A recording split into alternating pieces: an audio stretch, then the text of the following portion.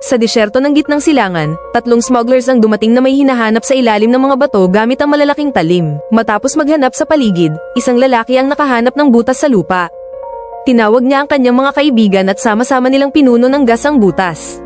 Matapos ang ilang segundo, isa sa mga lalaki ang sumilip sa butas ngunit biglang may lumabas na gagamba at kinagat siya. Habang naghihirap sa sakit ang lalaking nakagat, mas marami pang gagamba ang lumabas at nagmadaling hulihin ng ibang smugglers ang mga ito sa mga plastik na lalagyan. Dahil hindi nagagaling ang nakagat na lalaki, napagpasyahan nilang patayin siya bilang awa. Maya-maya, ang mga gagamba ay iligal na ibinenta sa buong mundo bilang mga eksotikong alaga. Sa France, bumisita si Caleb sa isang tindahan na nagbebenta ng mga kontrabandong gamit para bumili ng alahas. Dinala siya ng tindera sa kanyang opisina at nakita ni Caleb ang gagamba sa plastik na kahon. Dahil tingin niyang maganda ito, napagdesisyonan niyang bilhin ito. Pagkatapos, umuwi si Caleb at tinulungan ng janitor na si Zhao na maglabas ng basura. May mga batang nakakita sa kanya at naghagis ng mga paputok bilang biro bago tumakbo palayo. Nahuli ni Caleb ang huling bata at kinuha ang supot ng mga paputok na ibinigay niya kay Zhao para itapon. Pagkatapos, nakipagkita siya sa kaibigan niyang si Mathis na mahilig magnakaw ng bisikleta. Dahil dealer ng sapatos si Caleb, tinutulungan siya ni Mathis na makahanap ng mga potensyal na mamimili. Nang makarating si Caleb sa kanyang apartment, natagpuan niya ang kanyang kapatid na si Manon, na sinusubukang ayusin ang lugar at pinagalitan niya ito dahil hindi nito inalagaan ng mabuti ang mga bagay ng kanilang yumaong ina. Pagkatapos, pumunta siya sa kanyang kwarto at nagulat nang mapansin niyang patay ang mga ilaw. Agad niyang binuksan ang mga ito, at nakita ang malaking koleksyon ng mga eksotikong hayop na nangangailangan ng init mula sa ilaw para mabuhay.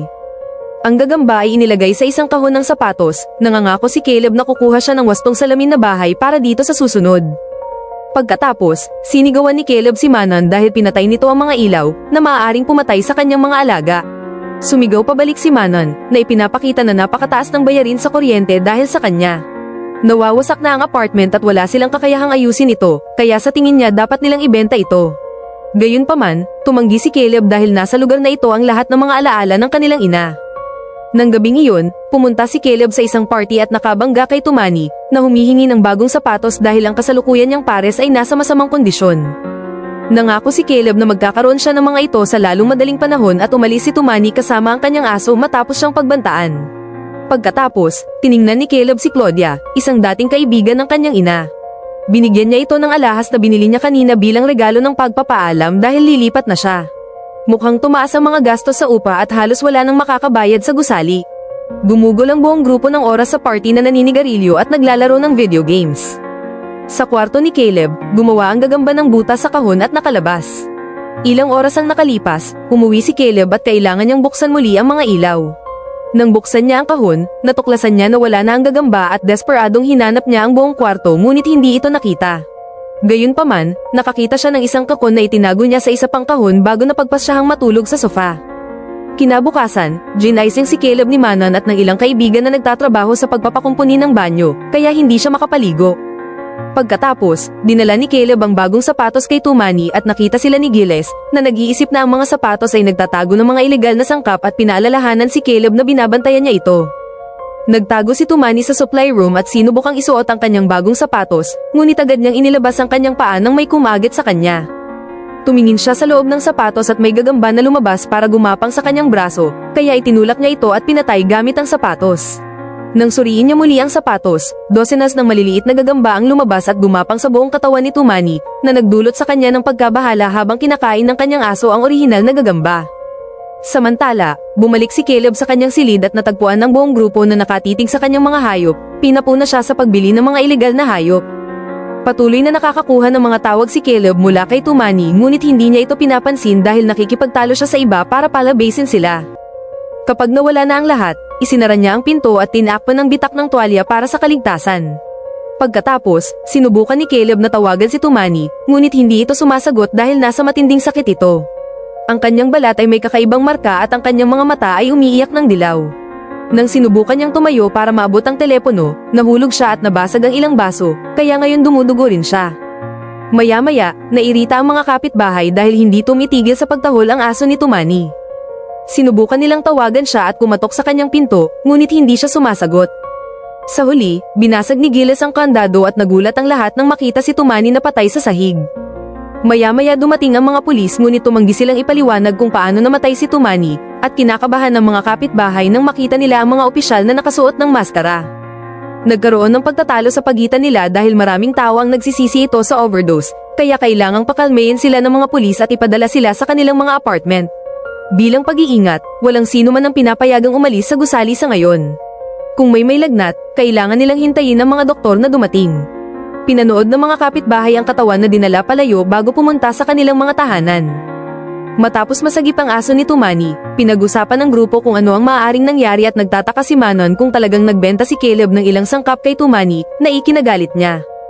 Sinisiguro ni Jordy sa kanya na hindi ito overdose dahil nakakita na siya ng mga adik sa ospital. Samantala, inihuhulog ni Zhao ang kanyang mga bagay sa supply room at nagulat sa pagtingin sa maraming cobweb sa kisame. Tinakpan niya ang kanyang mukha ng panyo at nagsimulang mag-spray ng repellent sa buong kwarto, hindi napapansin na nakalabas na ang ilang gagamba sa mga ventilasyon. Ilang segundo pagkatapos, lumabas ang mga gagamba sa banyo ni Caleb, kung saan naguhugas ang nobya ni Jordy na si Lila. Nang mapansin niya ang takip ng ventilasyon sa sahig, pinulot niya ito at umakyat sa isang silya para ibalik ito. Sa kasamaang palad, nadulas siya at nahulog sa shower. Pagkatapos, napansin niya ang gumagalaw na tuwalya at tumingin sa likod nito, ngunit wala siyang nakita. Biglang lumabas ang isang gagamba at itinulak ito ng takot na si Lila bago nagtago sa shower. Sumigaw siya para humingi ng tulong at dumating si Jordy, ngunit tumanggi siyang pumatay ng mga hayop at sa halip ay sinubukan niyang hulihin ang gagamba gamit ang isang baso. Tumalon ang gagamba at nagtago sa ilalim ng lababo habang dumating ang natitirang grupo para manood. Pagod na sa lahat ng sumisigaw kung ano ang dapat niyang gawin, kinuha ni Jordy ang isang mop at ginamit ito para bugbugin ang lugar sa ilalim ng lababo, umaasang patayin ang nilalang. Gayunpaman, tumakbo ang gagamba pataas sa mop at tumalon sa shower, kung saan hinagis ni Jordy ang isang tuwalya dito para mahulog. Ngayon, maaari na niyang yapakan ito para patayin. Pagkatapos, pinulot niya ang tuwalya at nagulat ang lahat nang makita ang dosenas ng maliliit na gagamba na tumakbo palayo. Kasabay nito, lumabas ang mga normal na gagamba mula sa butas ng shower at nataranta si Lila. Agad na hinailan ni Jordy siya palabas ng banyo at isinara nila ang pinto, na tinakpan nila ng maraming tape hanggat maaari. Pagkatapos, pinilit ng grupo si Caleb na magsalita hanggang sa umamin siyang bumili siya ng ilegal na desert spider, ngunit ipinanumpa niya na mas maliit ang kanyang alaga. Nagkondusyon si Mathis na ang mga sanggol ay mas malaki dahil siguro nag-adapt na sila sa kanilang bagong kapaligiran. Kinuha ni Caleb ang kahon na may kakon at nang buksan ito ni Jordy, natagpuan niya ang mas marami pang gagamba. Gamit ang mas maraming tape, tinakpan din ni Mathis ang kahon. Samantala, naglilinis pa rin si Joe ng gusali at natagpuan ng isang patay na gagamba. Sa sandaling iyon, bumalik ang mga pulis at binanggit ang quarantine, kaya tinakpan nila ang pintuan sa harap. Pagkatapos, nagpatuloy si Joe sa pagtingin sa paligid, nakakita ng mas maraming cobweb sa mga koridor at kahit isang ibon na nakulong dito. Kumuha siya ng hagdan para maabot ang kisame at inilipat ang panel para matuklasan ang malaking pugad ng gagamba na nakatago doon. Tinakpan ni Joe ang kanyang mukha at gumamit muli ng spray, pagkatapos ay tumingin siya ng mas malapit gamit ang flashlight. Biglang tumalon ng isang gagamba sa kanyang mukha at nagdulot sa kanya na madulas sa hagdan, kaya ngayon ang kanyang katawan ay gumugulong pababa sa hagdanan. Pabalik sa apartment ni Caleb, napagpasyahan ni Lila, Manon, at Jordy na huwag sundin ang mga utos ng pulisya at inanunsyo na aalis na sila. Pinili ni Mathis na manatili dahil siya ay nasa sapat na problema na dahil sa kanyang mga pagnanakaw, habang nanatili si Caleb dahil iniisip niya ang mga kapitbahay na minahal ng kanyang ina. Dahil patuloy na nagpipilit ang iba, pumayag si Caleb na umalis ngunit pagkatapos lamang balaan ng kanilang mga kapitbahay para makaalis din sila. Sa isa pang apartment, may isang lalaki na nag-eehersisyo habang nakikinig ng musika. Tumingin sa salamin ay nagpapakita ng isang gagamba sa likod niya, gayunpaman kapag bumaling siya, wala na ang gagamba. Hinanap niya ang silid hanggang sa nakita niya ito sa isa pang pader at nakalikha ng malaking butas nang sinubukan niyang sipin ito. Tumingin sa loob ang lalaki at nakita ang lahat ng cobweb bago tumalon sa kanya ang mga gagamba. Sumigaw siya para humingi ng tulong, ngunit natutulog ang kanyang ama at hindi niya ito narinig. Kasabay nito, sina Caleb at Mathis ay pumupunta sa bawat pinto para balaan ng mga kapitbahay, ngunit sa ngayon walang gustong umalis dahil sila ay natatakot. Kumatok din sila sa apartment ng lalaking nag-eehersisyo, ngunit tinakpan ng musika ang pagsigaw. Nag-aalala, tumakbo si Caleb para tingnan si Claudia, na hindi sumasagot sa pinto. Naririnig niya ang TV sa loob kaya binasag niya ang pinto at nakita siya sa sofa. Gayunpaman, nang lumapit siya, lumabas ang mga gagamba mula sa patay niyang katawan. Natakot sina Caleb at Mathis at tumakbo palabas ng apartment para lamang makita ang isang matandang lalaki na humihingi ng tulong. Gusto ni Mathis na tulungan siya ngunit pinigilan siya ni Caleb na ipinapakita na ang lalaki ay nakagat na. Pinabalik ng dalawa ang lalaki sa kanyang apartment bago sila tumakbo palayo. Sa apartment, tiningnan ni Lila ang ilang channel ngunit hindi siya nakahanap ng isang balita na nagsasalita tungkol sa kanilang sitwasyon.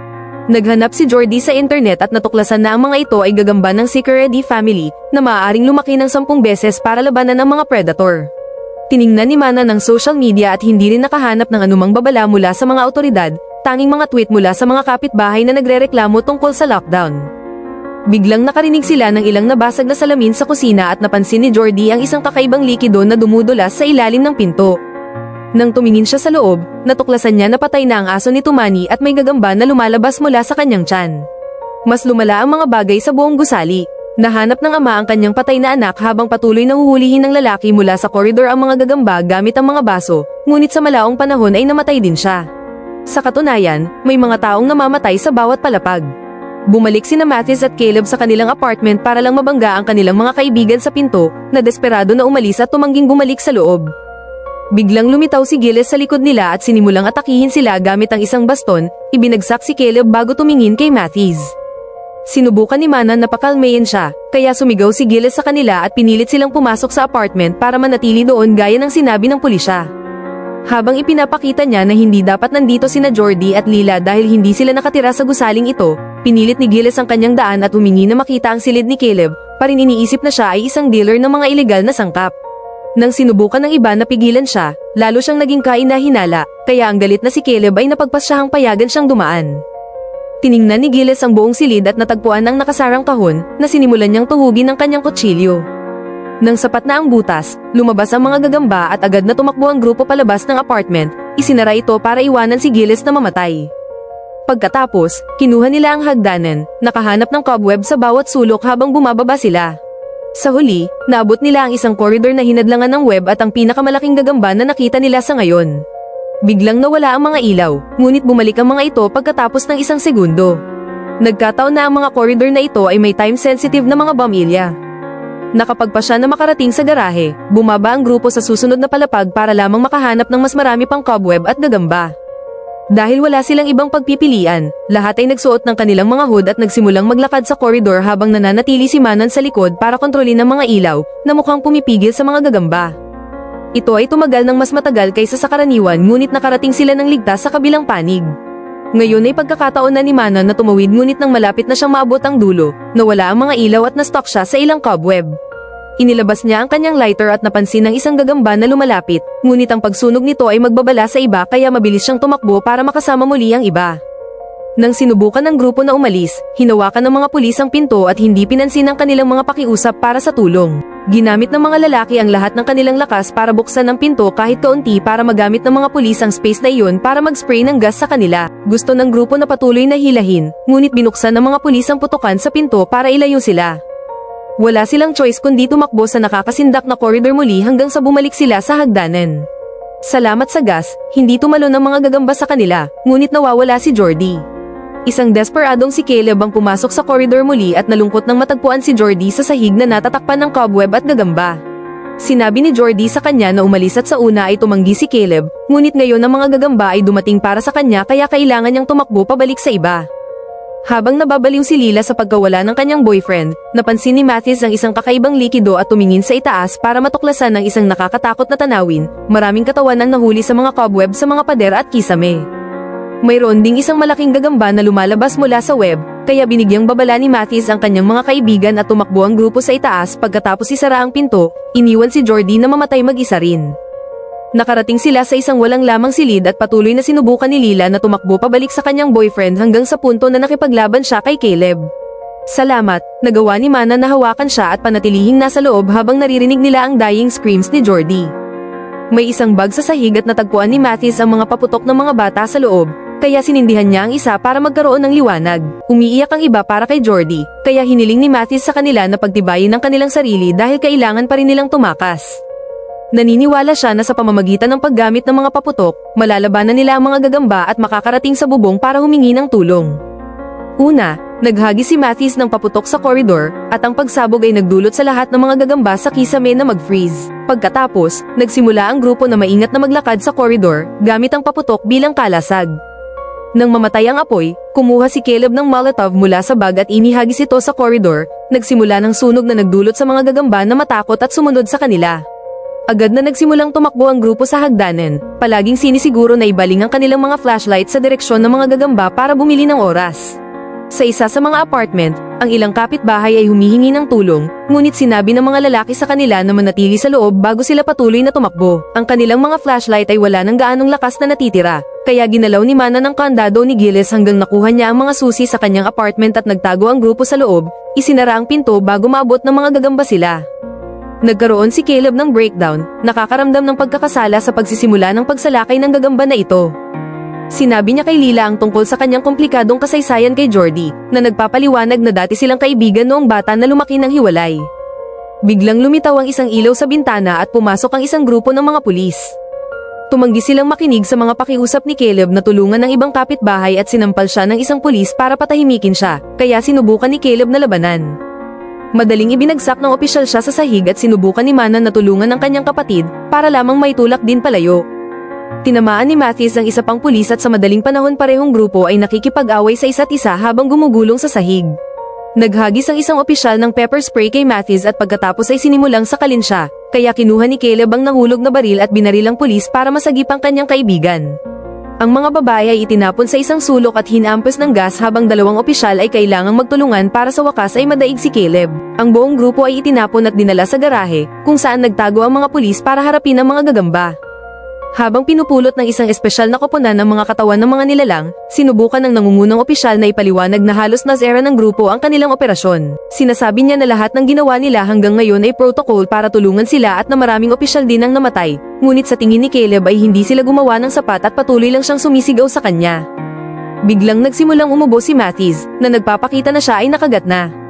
Wala na siyang masyadong oras na natitira, kaya gusto niyang lumabas bilang isang bayani. Pumunta si Matthews sa generator at pinatay ito, na nagdulot sa mga ilaw na mamatay. Pagkatapos, tumakbo siya para hampasin ng pulis sa pinto, itinapon siya pabalik para buksan ito. Agad, daan-daang gagamba ang lumabas at nagbukas ng putukan ng mga pulis habang kumakalat sila sa garahe. Habang nagsisimula ang mga gagamba na patayin ng mga pulis, ginamit ni Caleb at ng mga babae ang pagkakataon na tumakas. Nagawang magtago ni Lila at Caleb sa likod ng isang kotse at napansin nila na nawala nila si Manon. Gamit ang lighter, pinalaya ni Lila si Caleb mula sa kanyang gapos bago nila napanood ang isa pang lalaki na pinatay ng mga nilalang. Sinabi ni Caleb kay Lila na magtago sa loob ng isang kotse habang hinahanap niya ang kanyang kapatid. Tumakbo siya sa kabila ng kaguluhan at nagawang muling makasama si Manon, para lang mabaril sa binti sa proseso. Kumuha si Manon ng fire extinguisher at binasag ang bintana ng isang van para mabuksan nila ito at magtago sa loob.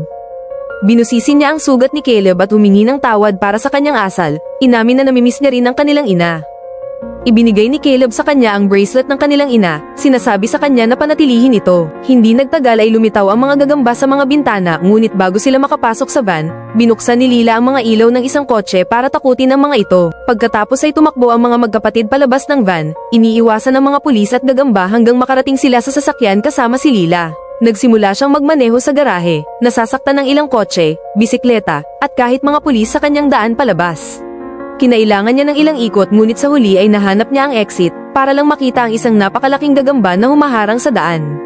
Nag-volunteer si Caleb na lumabas at tumitig sa nilalang, na tumakbo palayo pagkatapos pinatay ni Lila ang mga ilaw ng kotse. Ngayon maaari nang buksan ni Caleb ang harap na pinto at sa wakas ay nakatakas ang grupo. Kalaunan, ang barrier na nakalagay sa paligid ng gusali ay natatakpan ng mga larawan ng lahat ng taong pinatay ng mga gagamba. Naiwan doon ang mga bulaklak, mensahe, at souvenir bilang alaala sa kanila. Sinira ang gusali, kaya nawalan ng tahanan ng mga nakaligtas. Sa gubat, inilibing ni Caleb ang isang kahon na may larawan noong bata pa sila ni Jordy. May isang gagamba na gumagapang sa kanyang balikat, kaya hinawakan niya ito at pinalaya sa gubat. Maraming salamat sa panonood, huwag kalimutang mag-subscribe para sa marami pang recap.